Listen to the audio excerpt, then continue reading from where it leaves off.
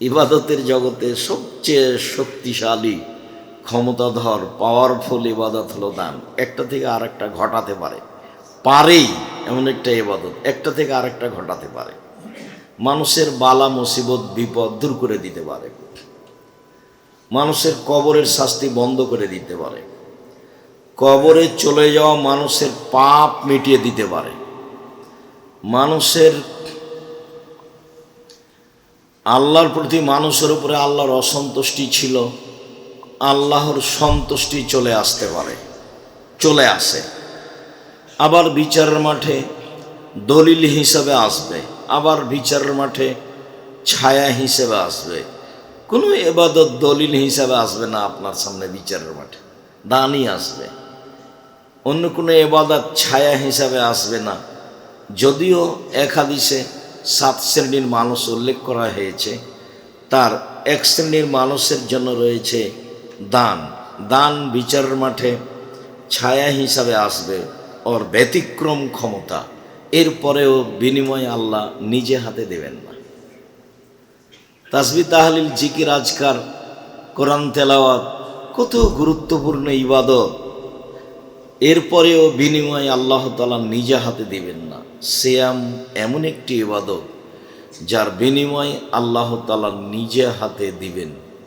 হিসাবের খাতায় দেখলে এই সিয়ামই একটি ব্যতিক্রম ভিন্ন ইবাদত, যার প্রতি মানুষের অতীব খেয়াল করা একান্ত প্রয়োজন। সিয়ামের আবিধানিক অর্থ বিরত থাকা।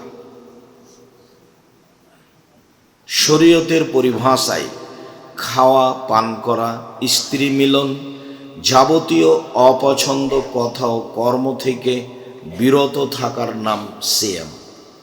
আবিধানিক অর্থ যা, পারিভাষিক অর্থ কাছাকাছি তাই, মানে বিরত থাকা। এ ব্যাপারে আল্লাহ তাআলা বলেন, ইয়া আইয়ুহাল্লাযীনা আমানু কুতিবা আলাইকুমুস সিয়াম কামা কুতিবা আলাল্লাযীনা মিন ক্বাবলিকুম লাআল্লাকুম তাত্তাকুন। পৃথিবীর মানুষ শোনো, তোমাদের উপরে রমজান মাসের সিয়াম ফরজ করা হয়েছিল, যেমনভাবে পূর্বের জনগণের প্রতি সিয়াম ফরজ করা হয়েছিল। আমাদের উপরে সিয়াম ফরজ অত্র আয়াতে বোঝা যায় রমজান মাসে। আর অতীতে যারা চলে গেছেন নবী রাসূল জনগণ, তাদের উপরেও সিয়াম ফরজ ছিল। তা কতদিন ছিল, কিভাবে, তা স্পষ্ট উল্লেখ হয়নি।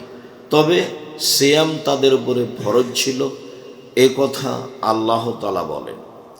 সিয়াম এমন একটি ইবাদত যার অত্র আয়াতের শেষে রয়েছে যে যাতে করে তোমরা পরহেজগার হতে পারো, তাকওয়াশীল হতে পারো। এটা একটা বড় মাধ্যম, যার কারণে রাসূল সাল্লাল্লাহু আলাইহি সাল্লাম বলেছেন, ইয়া মাশারাস শাবাব মান ইসতাতা মিনকুমুল বাত ফালইয়াতাজাওয়াজ। যুবকেরা শোনো, তোমাদের যদি শারীরিক ক্ষমতা থাকে, তোমাদের যদি মোহরের ব্যবস্থা থাকে, তোমাদের যদি বাড়িঘরের ব্যবস্থা থাকে, তাহলে বিবাহ করো। এটা আদেশ। কেন? ফাইন্নাহা আগাযুলিল বাসার আহসানুলিল ফারজ। বিবাহ করলে বিবাহের মাধ্যমে মানুষের চক্ষু নিচু হয়, অশ্লীল কাজ দেখতে চায় না, আর লজ্জা স্থানে হেফাজতে থাকে। ফাইলাম ইসতাতে, যদি শারীরিক ক্ষমতা না থাকে, আর্থিক ক্ষমতা যদি না থাকে, বাড়িঘর যদি না থাকে, ফালাইহি বিসম, তাহলে সে যেন সিয়াম থাকে। ফিনাল্লাহু বেজা, সিয়াম হচ্ছে তার যৌবনকে দমিয়ে রাখার মাধ্যম। যেসব গতিবিধিতে মানুষ পাপ করবে, সিয়াম থাকলে সেটা কমে যায়, স্বাভাবিকভাবে কমে যায়। তখন আর ওই খেয়াল মানুষের ভিতরে তেমন আসে না। সিয়াম আসলেই শারীরিকভাবে একটি ব্যতিক্রম ইবাদত, মানুষকে অন্যায় থেকে ঠেকে রাখার ব্যাপারে একটি ব্যতিক্রম ইবাদত, আর ফলাফল হিসাবেও ব্যতিক্রম ইবাদত, যার নির্ধারিত কোনো নেকি নাই। নেকি মানে জান্নাত। আজকের আলোচনায় নফল সিয়াম। আবু সাঈদ খুদরি রাদিয়াল্লাহু তাআলা আনহু বলেন, রাসূল সাল্লাল্লাহু আলাইহি সাল্লাম বলেছেন, মান সামা ইয়াওমান ফি সাবিলিল্লাহ বাদাল্লাহু আজহুন নারে সাবিনা খরিফা। কেউ যদি আল্লাহকে সন্তুষ্ট করার জন্য একদিন সিয়াম থাকে, তাহলে আল্লাহ তাআলা তাকে জাহান্নাম থেকে 70 বছরের পথ দূরে সরিয়ে দিবেন। সিয়াম পালন করে নেকি হলো না জাহান্নাম থেকে দূরে সরে গেল? জাহান্নাম থেকে দূরে সরে গেল। আব্দুল্লাহ ইবনে আমর ইবনে আব্বাস রাদিয়াল্লাহু তাআলা আনহু বলেন, রাসূল সাল্লাল্লাহু আলাইহি ওয়াসাল্লাম বলেছেন, মান সামা ইয়াওমান ফি সাবিলিল্লাহ বুইদাত মিনহু আন-নার মাসিরাতা মিয়াতে আম। কেউ যদি আল্লাহকে সন্তুষ্ট করার জন্য একদিন সিয়াম থাকে, তাহলে জাহান্নামকে তার থেকে 100 বছরের পথ দূরে সরিয়ে দেওয়া হবে, জাহান্নামই সরে যাবে। উমামা বাহিলি রাদিয়াল্লাহু তাআলা আনহু বলেন, রাসূল সাল্লাল্লাহু আলাইহি ওয়াসাল্লাম বলেছেন, মান সামা ইয়াওমান ফি সাবিলিল্লাহ জালাল্লাহু বাইনাহু ওয়া বাইনান নারি খান্দাক কামা বাইনাস সামাই ওয়াল আরজ। কেউ যদি আল্লাহকে সন্তুষ্ট করার জন্য একদিন সিয়াম থাকে, তাহলে তার মাঝে আর জাহান্নামের মাঝে একটি গর্ত খনন করা হবে, যে গর্তের ব্যবধান হবে আকাশ জমিনের ব্যবধান। মানে লোকটাকে জাহান্নাম থেকে সরিয়ে দেওয়া হবে 500 বছরের পথ। তাহলে আমরা এক হাদিসে বুঝতে পারলাম, সিয়াম পালন করলে মানুষ জাহান্নাম থেকে সরে যাবে 70 বছরের পথ। সিয়াম পালন করলে মানুষ জাহান্নাম থেকে সরে যাবে 100 বছরের পথ। সিয়াম পালন করলে মানুষ জাহান্নাম থেকে সরে যাবে 500 বছরের পথ। সব ফলাফলে, সব হাদিসের ফলাফলে জাহান্নাম থেকে সরে যাবে মানে কি? জাহান্নামে যাবে না। তো কোনো হাদিসে কি বলা হলো 500 নেকি পাবে, 2000 নেকি পাবে? রাসূল সাল্লাল্লাহু আলাইহি সাল্লাম বলেছেন যে কেউ যদি জানাজাতে যায় তাহলে 1 কেরাত নেকি, আর যদি মাটি দেওয়া পর্যন্ত থাকে তাহলে 2 কেরাত নেকি। বলে 1 কেরাত কত? বলে উহুদ পাহাড়ের সমান।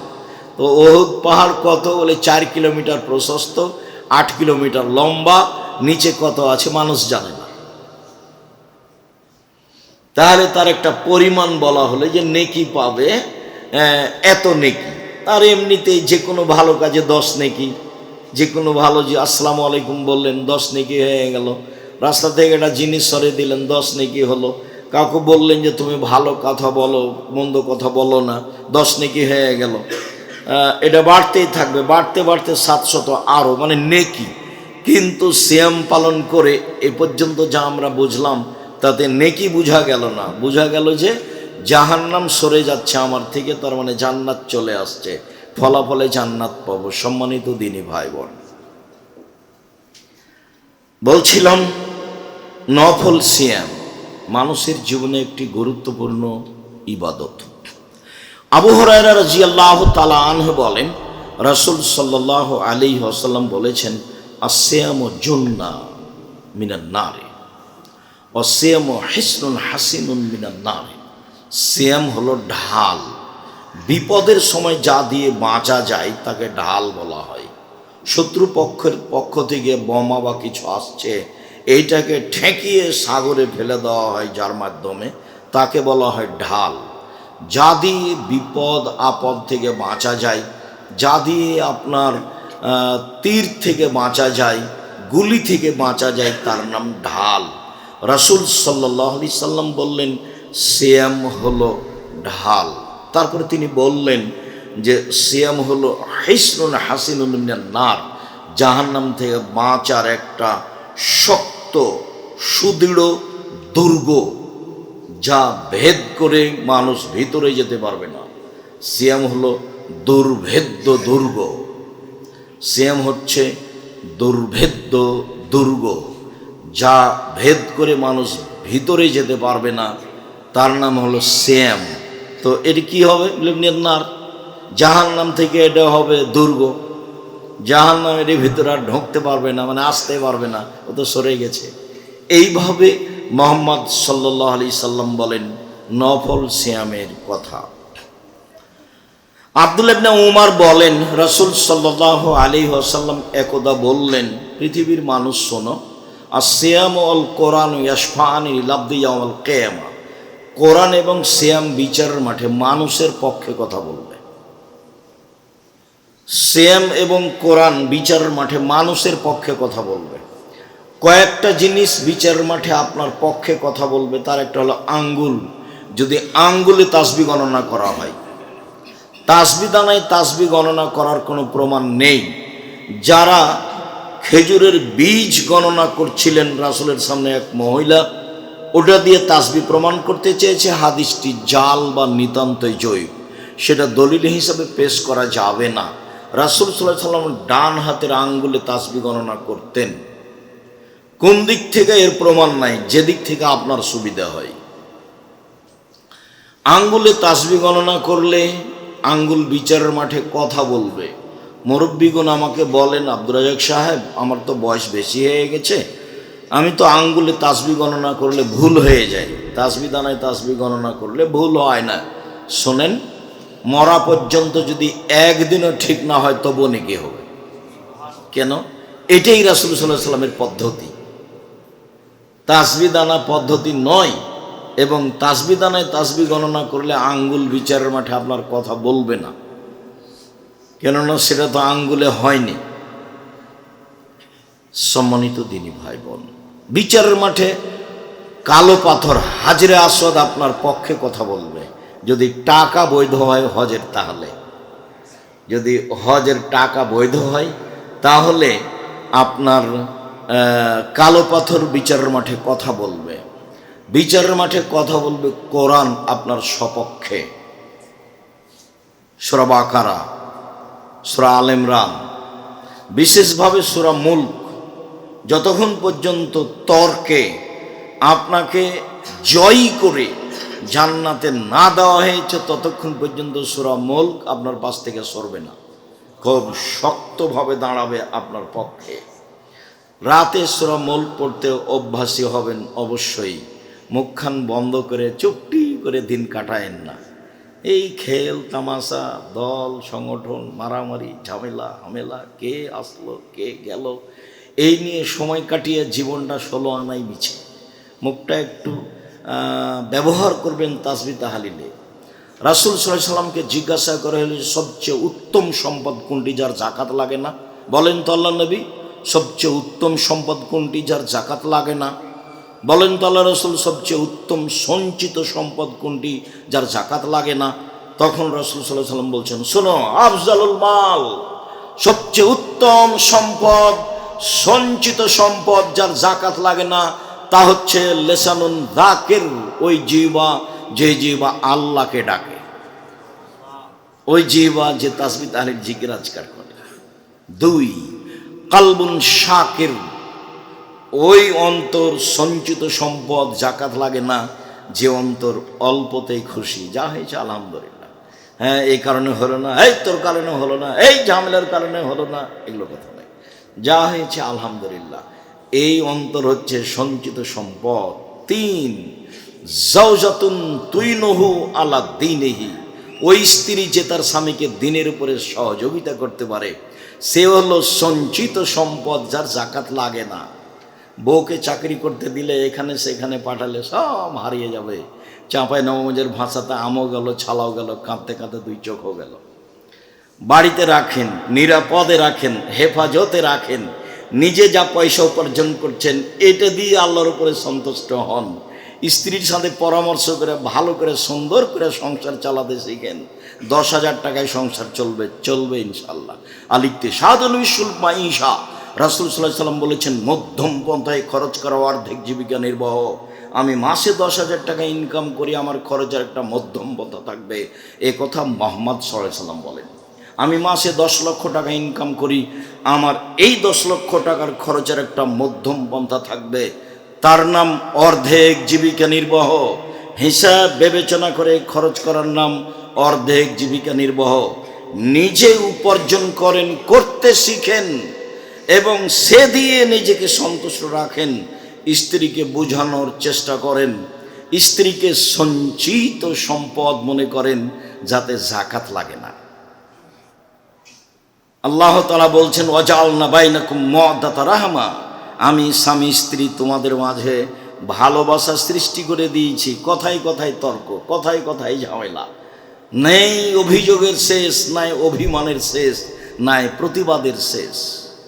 যখন অভিযোগের শেষ থাকে না, প্রতিবাদের শেষ থাকে না, তখন শয়তান খালি সারা রাত তাকে বলে আরো অভিযোগ কর, আরো অভিযোগ কর, আরো প্রতিবাদ কর, কর। একবার বলবে যে তুই শান্তি থাকবো না, যা। সকালবেলাতে ইবলিশ বহু শয়তান ছেড়ে দেয়, এই তোরা মানুষকে পাপী কর। বিকেলে আসে, তখন বলে এই তুই কি করেছিস? বলে আমি একজনকে জেনা করিয়েছি, যা, এটা কোনো কাজই হয়নি।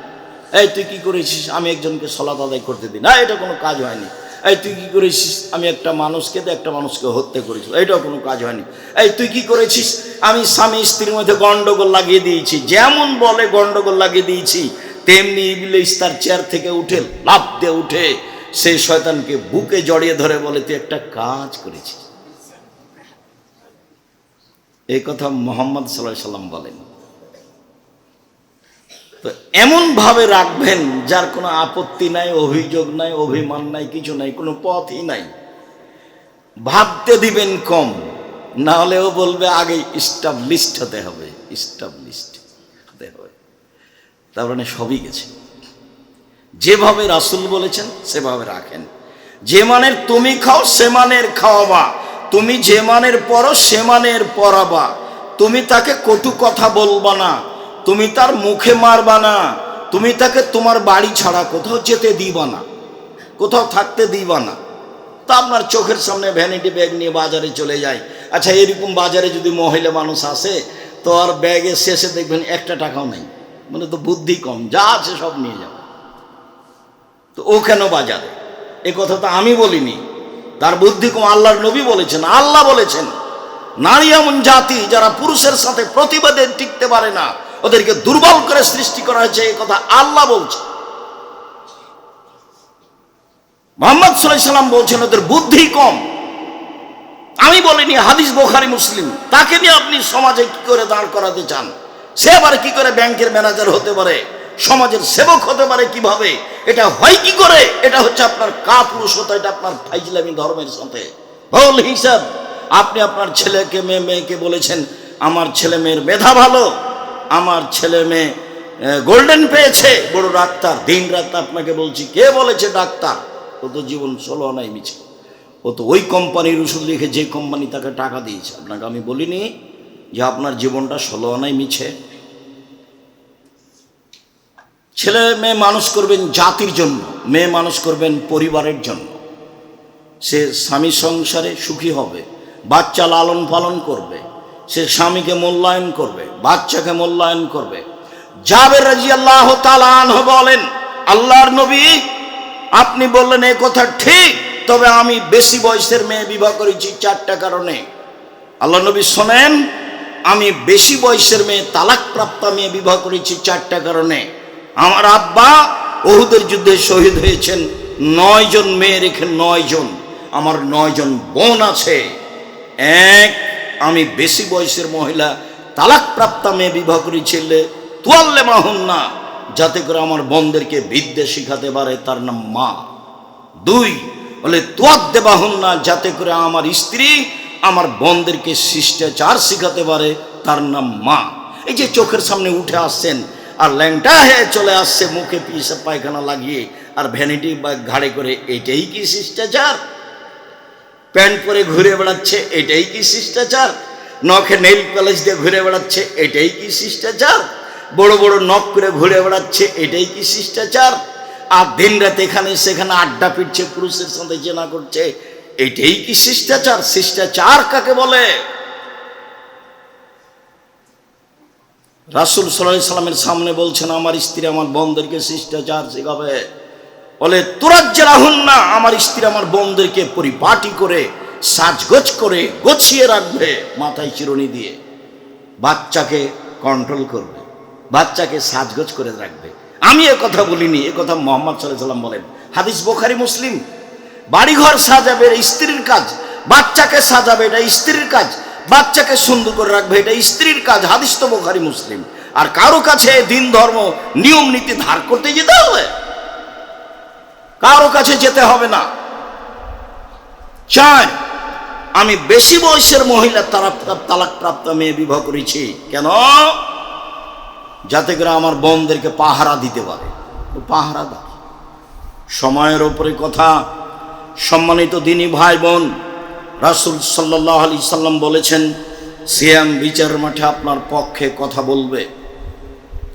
প্রতিপালক, আমি ওকে দিনে খেতে দিনি, দিনে ওকে আমি ইচ্ছা মতো চলতে দিনি, প্রবৃত্তি অনুযায়ী চলতে দিনি। তুমি আমার কথা শোনো, ওকে জান্নাতে দাও।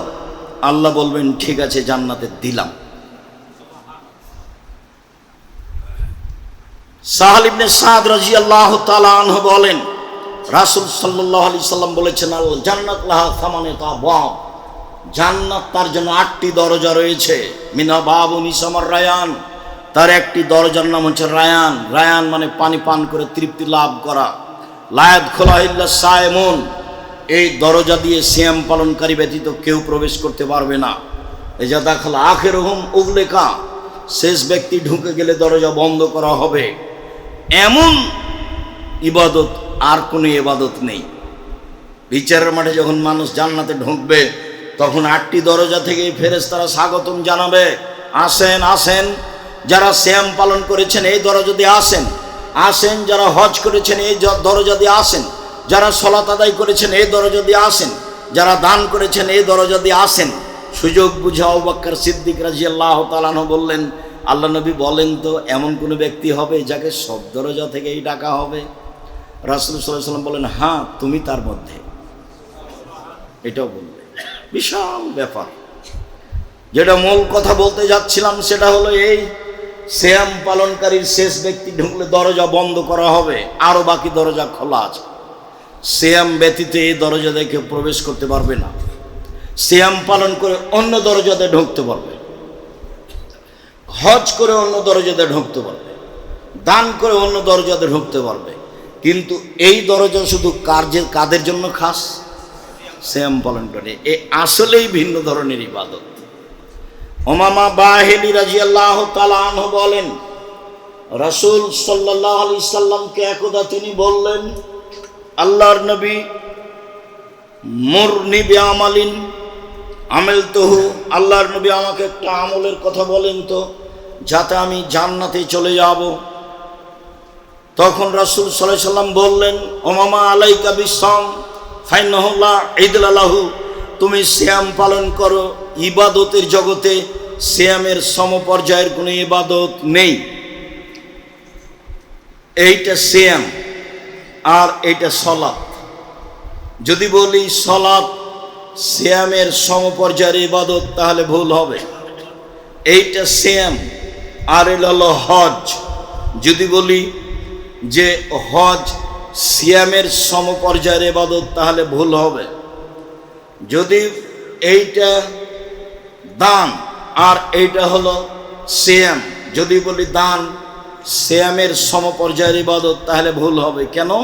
মুহাম্মদ সাল্লাল্লাহু আলাইহি সাল্লাম বললেন, সিয়ামের সমপর্যায়ের ইবাদত পৃথিবীতে নেই।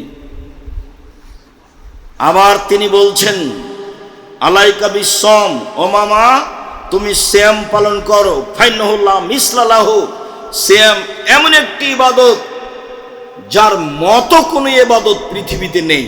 এতক্ষণ ছিল সমপর্যায়ের, এবার বলছেন মতো, যার মতো কোনো ইবাদত নেই, তার নাম সিয়াম। সম্মানিত দিনী ভাই বোন, রাসূল সাল্লাল্লাহু আলাইহি সাল্লাম যা বলেন তাতে সিয়াম আসলে একটি ভিন্ন ধরনের ইবাদত, যা অন্য ইবাদতের সাথে মিল খায় না। আবু হুরায়রা রাদিয়াল্লাহু তাআলা আনহু বলেন, রাসূল সাল্লাল্লাহু আলাইহি সাল্লাম একদা বললেন, কুল্লু আমাল ইবনে আদম ইজাফুল হাসানাতু বিআশরি আমসালিহা ইলা 700 যায়ফ, আদম সন্তানের সব নেকি করলেই 10, যা করবেন 10, এক নেকি লিখা হয় না। যেখানে এক নেকির কথা এসেছে সেটা এক মানে 10, লিখবেই 10। তারপর ফেরেশতাদের বলবেন, বাড়াও বাড়াও বাড়াও, 700 পর্যন্ত বাড়াও, আরো বাড়াও, বাড়াতে থাকো। তবে সেম আল্লাহ তাআলা বলছেন, পৃথিবীর মানুষ মনে রেখো, ইল্লা সাম ফাইনাহু লি ওয়া আনা আজিজ বিহি, সিয়াম আমার জন্য প্রতিদান আমি দিব, সিয়াম আমার জন্য প্রতিদান আমি দিব।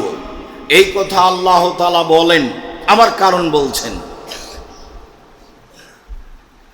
ফাইনাহু তারাকা শাহওয়াতা তাআমা মিন আজলি আও ইয়াদা শাহওয়াতা তাআমা মিন আজলি। আমার কারণে সে দুইটা জিনিস ত্যাগ করেছে। প্রবৃত্তি, খাদ্য সবাই ছেড়ে দিতে পারে। বাচ্চা ছেলেকে বুঝালে বাচ্চা ছেলেও খাদ্য ছেড়ে দিবে, বৃদ্ধ মানুষ তো পারেই। তাহলে প্রবৃত্তি কি জিনিস? যেটা মানুষ সহজে পারে না। যেমন আজকে আপনাকে বলছি, আর আপনি দাড়ি চাঁচবেন না, দেখি চাঁচেন কি না। যেদিন চাঁচবেন সেদিন আপনি এখন মনে করবেন যে আমি প্রবৃত্তি মেনে চলি, আমার মন যা চাই সেটাই করি আমি। তার নাম প্রবৃত্তি মেনে চলা। দেখি আপনার মিল খাই কিনা, আজকের পরে আর কোনোদিন প্যান্টটা টাকানোর নিচে করবেন না। যদি করেন তাহলে আপনাকে বুঝতে হবে আমি প্রবৃত্তি মেনে চলি। আপনাকে বলি, আর কোনোদিন দোকানপাটে বসে মানুষের বদনাম গীবত করবেন না। দেখি আর কোনোদিন বসেন নাকি। কতদিন বললাম আপনাকে, দোকানে যাওয়ার পদ্ধতি, আসসালামু আলাইকুম, আহমদ লবণ আছে? জি আছে। মরিচ আছে? জি আছে। 1 কেজি লবণ দাও, 200 মরিচ দাও। টাকা দেওয়া হয়েছে, আসসালামু আলাইকুম, গেলাম। আপনি বসে ওখানে আড্ডা পিটছেন কেন? ওখানে ল্যাংটা মেয়ে নাচে। আমি আপনাকে আর কি বলি, পরে একটু বলতে চাচ্ছিলাম, বারবার আঘাত করছে। আমি 22শে ডিসেম্বর থেকে নিয়ে 11ই জানুয়ারি পর্যন্ত লন্ডনে থাকলাম। বিভিন্ন জায়গায় গেলাম, বিমানে গেলাম, গাড়িতে গেলাম, ট্রেনে গেলাম। কোথাও যে দুজন মানুষ বসে গল্প করছে এটা চোখে পড়লো না। রাত 2টায় গেলাম, রাত 3টায় গেলাম, 4টায় গেলাম, ভোরে গেলাম, সন্ধ্যায় গেলাম। বিভিন্ন সময়ে আমি সফরে থাকলাম, গ্রাম দিয়ে হাঁটলাম, একবারে গ্রাম থেকে গ্রাম। কোথাও যে দুজন বসে মানুষ গল্প করে না। আমি বিমানে থাকলাম 14 ঘন্টা, সিঙ্গাপুর এয়ারলাইন্স, সিঙ্গাপুর থেকে লন্ডনে গেল 14 ঘন্টায়। আমার ধারণায় ইহুদি খ্রিস্টান ছাড়া বিমানে আর কেউ ছিল না। 2-1জন পাকিস্তানি মানুষ থাকতে পারে। মানে আমি কয়েকবার হাঁটাহাঁটি করলাম, আমার নজরে পড়ে না। এই লম্বা সময়ে আমি তাদের দেখলাম, তারা বই পুস্তক পড়ছে, তারা মোবাইলে কিছু হিসাব নিকাশ করছে, মোবাইলে কোনো জিনিস তারা দেখছে। তবে কোনো মোবাইলে কারো চোখের সামনে টিভিতে আপনার এই ল্যাংটা মেয়ে নাচে না, গান বাজনা নাই কারো টিভিতে। আমার অনুমান হলো 2-1টা টিভিতে যে তারা নাটক দেখছে, এরকম আমার ধারণা হলো। আমি হাঁটতে থেকে যেটা আঁচ করলাম, তো তাহলে হইচই, গন্ডগোল, আড্ডা পিটা, মারামারি আপনাদের উপরে চাপিয়ে দেওয়া হয়েছে। একটা গাড়ি আগে চলে যাবে, সামনে একটা গাড়ি পড়তে আগে ও থেমে গেছে, আপনাকে প্রাধান্য দিচ্ছে আগে। আপনি সুবিধা নিয়ে নেন, ও আর সুবিধা নিবে না, আপনার হয়ে যাবে তখন ও যাবে। সবাই সবাইকে সুবিধা দিতে চাচ্ছে, যেটা মুহাম্মদ সাল্লাল্লাহু আলাইহি ওয়াসাল্লামের নীতি। সম্মানিত দিনী ভাই বোন, বলছিলাম প্রবৃত্তি। যেসব নারীকে রাস্তাঘাটে দেখছেন এরা সবাই প্রবৃত্তির অনুসরণ করে। তাহলে এরা সবাই রোজা থাকে, উপবাস থাকে, সিয়াম থাকে না। সিয়াম মানে বিরত থাকা। যারা দোকানে আড্ডা পিটে, যারা মিথ্যা কথা বলে, যারা জুয়াচুরি করে, যারা দাগাবাজি করে, যারা চাঁদাবাজি করে, যারা রাহাজানি করে, যারা মানুষকে জেল হাজতে দেয়, যারা মানুষকে অপমান করে, যারা মানুষকে খাটো করে, তারা মনের অনুসরণ করে, ওরা রোজা থাকে, ওদের সিয়াম হবে না। এ কথাই চূড়ান্ত হাদিস, বুখারী মুসলিম। তারা প্রবৃত্তির অনুসরণ করে, অল্প দিন বাঁচতে এসে এইভাবে ক্ষমতা দেখিয়ে, দলীয় দাপট দেখিয়ে বাঁচতে রাজি নয়। শ্বাস বন্ধ হয়ে গেলে ছেলে মেয়ে আত্মীয় স্বজন ফেলে দিয়ে আসবে কবরে, কেউ সহযোগিতা করবে না। অবাক জীবন মানুষের, চলে যাওয়ার পরে পৃথিবীর সাথে যোগাযোগের কোনো সম্পর্ক নেই। যতই ভালোবাসা থাক না ছেলে মেয়ের উপরে, ছেলে মেয়ে আপনাকে রাখতে পারবে না, কোনো পথ নেই রাখার। তার নাম মরণ, তার নাম জীবন। দিন রাত দেখে আসছেন, দাদা চলে গেছে, বাপ চলে গেছে, মা চলে গেছে, এইভাবে এইভাবে আমিও চলে যাব, অর্থ সম্পদ সব কিছু থাকবে, ও আমার সাথে যোগাযোগ করতে পারবে না। অল্প দিন বাঁচতে এসে ফাঁকি দিয়ে, ধোকা দিয়ে, অন্যায় করে, অপিরাজ করে, লুপ্তরাজ করে, রাহাজানি করে, দাগাবাজি করে, জুয়া চুরি করে, চাঁদাবাজি করে বসে বেঁচে থেকে কি লাভ? আমি তো বলেছি আপনাকে, সবচেয়ে কম পয়সার ব্যবসা করে খাবো, আমার রুজি হলেই তো হলো। দিন মজুরি করে খাবো, না হয় বেতনে চাকরি করব, না হয় জমি চাষ করব। বহুদিন বলেছি, দায়িত্বশীল চেয়ারম্যান যদি জানতো বিচারের মাঠ কত কঠিন, তাহলে জনগণকে বলতো, জনগণ আমার দায়িত্বে আসা ভুল হয়েছে, আমি চলে গেলাম। আমার আব্বার 10 শতক জমি ভাগে পেয়েছি, ওই 10 শতক জমিতে বেগুনের চাষ করে খাবো, আমি এই কাজ করব না। আসসালামু আলাইকুম। আপনাকে আমরা বোঝাতেই পারি না পৃথিবী কি জিনিস, অথচ দিন রাত দেখছি। সম্মানিত দিনী ভাই বোন, সেম একটি ব্যতিক্রম ইবাদত, যার বিনিময়ে একমাত্র আল্লাহ তাআলা দিবেন। সিয়াম থাকার চেষ্টা করেন, রোজা থাকিয়েন না। রোজা মানে উপবাস থাকা, সিয়াম মানে বিরত থাকা। আল্লাহ আমাদের বুঝে আমল করার তৌফিক দান করুক।